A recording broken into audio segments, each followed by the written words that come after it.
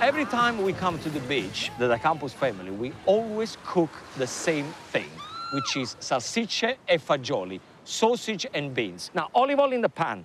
So simple. Put the rosemary at the beginning, like that.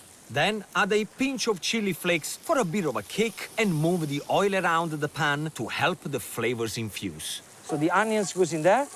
Gonna put a touch of salt on the onions so you caramelize them faster. I'm using thick Italian sausages. Just chop and put in there. Straight in. Lovely. Oh, let's see if I can do this. Okay, these are getting a nice color. I'm using two different beans here. Cannellini beans and borlotti beans. Drain the water and straight into the pan. Hey, Bella. Hey, look. Hey, guess what Daddy's making? Sausage and beans. Nice, nice. Go on, stir it for me. Stir it. Be careful that it's hot, yeah? Are you enjoying yourself? Yeah, I love it here. I told you that I would take you somewhere special. I'm gonna call you when it's ready. Okay. Mwah.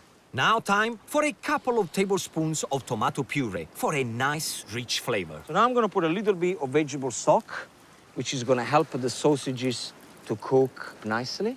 Meanwhile, I've got some parsley here. Don't chop it up, just stir it.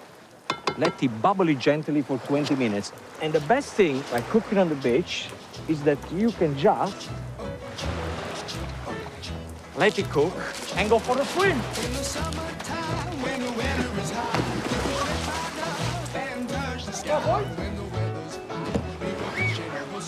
And 20 minutes of simmering later, lunch is served. Yum. My little princess. See, this is what Italy is all about. Simplicity, family, and great food. Buon appetito, ragazzi. Yum. Wow. I love it. Sing along with us, did